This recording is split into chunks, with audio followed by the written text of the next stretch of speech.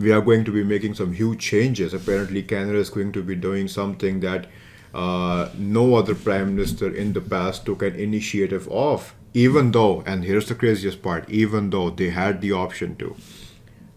Imagine this. What would have happened if Justin Trudeau had never resigned and was still the prime minister? Do you think this NATO target would have been met?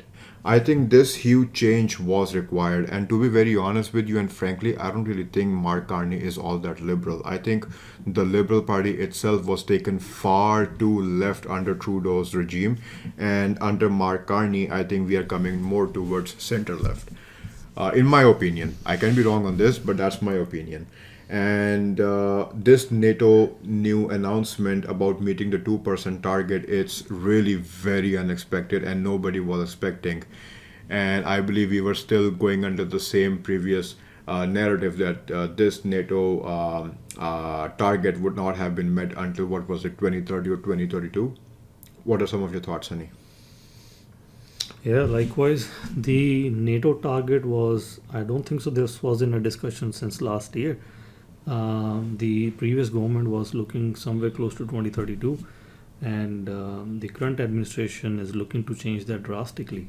I think the major push for that change comes from the talks from Americas, where Trump was in the viewpoint of annexing Canada, and also the viewpoint from various discussions that we had over sovereignty of the Arctic waterways, and trying to assert Canada's sovereignty over his area.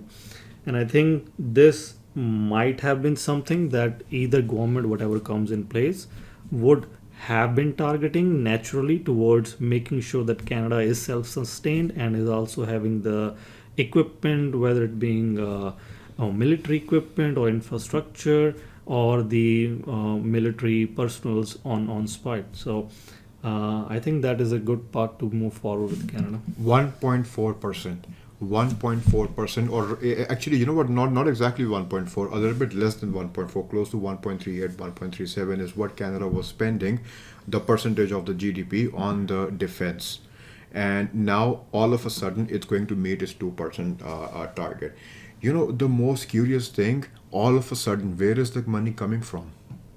All of a sudden, where is this money coming from? So apparently Canada was spending roughly between 31 and 33 billion dollars annually over the defense, and this year they are going to spend additional 9 billion dollars on the defense to meet the 2% NATO target.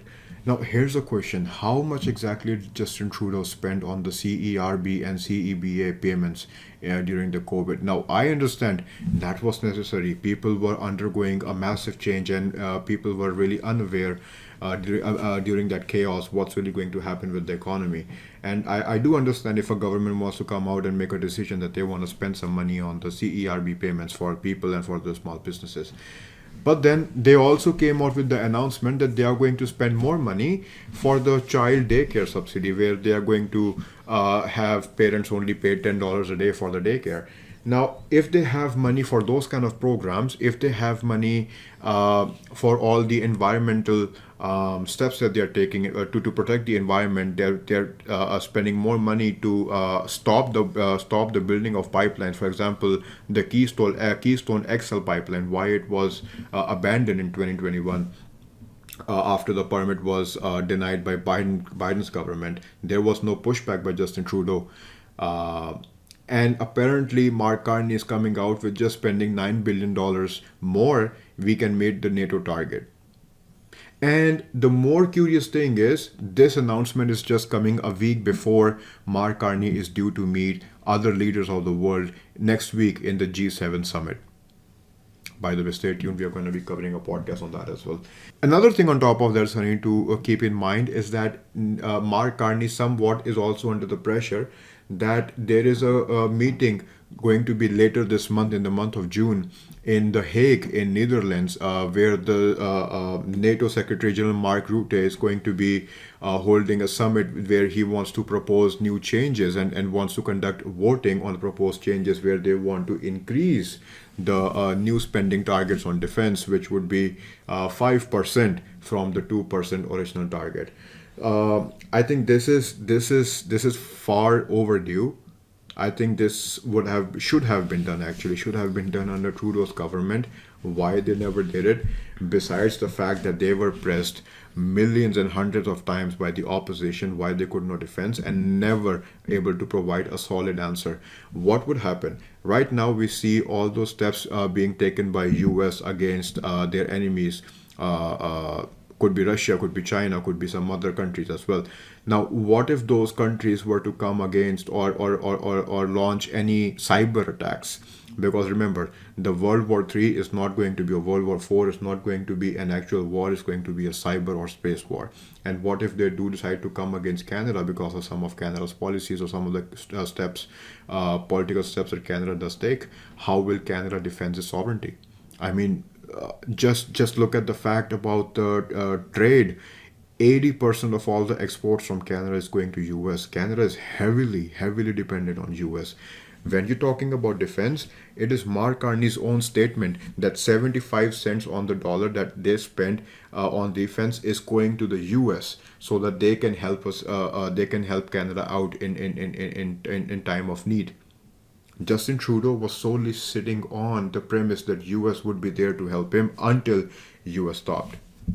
What kind of strategy is that for a leader of a second largest country? What are your views, Sunny?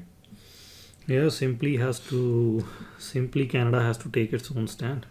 Reliance on America as their neighboring, as their allied nation has been the trust factor where this long-term relation has fruitful and made various growth in the economy sectors, whether it being supply chain integration or the auto sector being heavily integrated in terms of production of the cars across the nations between America, Mexico, and Canada. However, this has come to a halt right now with the current movement of the America.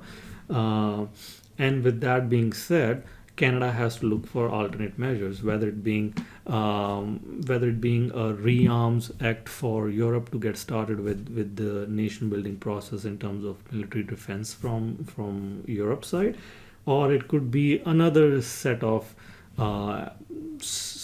some adjoining deals done by maybe Australia or Germany or any other country that are trying to benefit from each other. Canada is also looking out for any or all the nations that are looking to participate in that type of collaborations, and I see that the reliance on America will still be there, but actively government is trying to mitigate that. Well, listen, the whole point of NATO is that the member countries will be there to protect each other. Do you want to hear an interesting statement, Sunny? Check this out. And this is a statement, by the way, made by Carney the same day he made the announcement for meeting the NATO's 2% target. This is what he said. Canada's military simply doesn't have the resources it needs. Only one of our 4 submarines is seaworthy, less than half of our marine fleet, and land vehicles are operational, and broadly we are too reliant on the United States. Did you get that? Yeah. Only one of the 4 submarines are worthy and operational at this moment. For context, United States as of 2025 has operational over 70 submarines, while Canada has only 4. And out of the 4, Carney, this is own Carney's statement that only 1 is worthy and operational at this moment. And this makes the statement even more truer that yes, 75 cents on every single dollar that Canada is currently spending on defense is actually going to the US.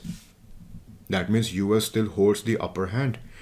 If tomorrow US comes out and says, just like Donald Trump did a few months ago, that they are not going to be helping out Canada with defense anymore Until they join into the gold. until they join the Golden Dome missile system or give in the tariffs, they will not provide the defense capabilities that they have been doing in the past, and this is going to be a huge setback. I mean, the steps that Prime Minister Mark Carney right now is taking to join the rearm program from Europe when the king arrived here in Canada, or the radar systems that he's trying to get manufactured by Australia for Canada's needs in the Arctic region, and then again now meeting 2% target. These are some things that could have easily been done, or at least sourced or managed under Trudeau's government as well. I don't have personally anything against Trudeau. The whole point the guy did is resign from his post. And when you resign from a post, here's the thing. If you are in a position, whether it's public or private, Sunny, either you quit, you resign, or you get fired. If you quit, there could be a numerous reason why you quit. If you resign, there's a numerous reason why you are resigning. If you're quitting, you are just giving up. There's too much pressure for you in the company or in the position that you have. If you're getting fired, you're making too many mistakes, and the management does not like what you do and how you conduct yourself. Resign. The only reason you would resign is that you yourself know is that you have made mistakes, and in this case I believe Justin Trudeau made a lot of mistakes. There's so many leaders in so many democratic nations out there who usually claim the facts that in 4 years they're not able to usually make a lot of change. They're not about to bring a lot of change in just 4 years of their term. But in this case, Justin Trudeau had more than 6-7 years, more than 8-9 years. And what does he really have to prove? What did he really bring? What was the one thing that, I mean, do you right now, you have been living in Canada for almost 10-11 years now, Sunny. Do you feel that you are more richer than you were before? I feel I am not more richer than before. I don't think the economy is doing much well than before. I think the economy was doing much better in the past than it is doing right now. But before we move on, any thoughts? I think spending into the national defense is actually directing Canada into the right direction, rather than being reliant on any other nation. Even if it's America right now, it could be some other nation. But in general, diversification is the key for any economy to be working good.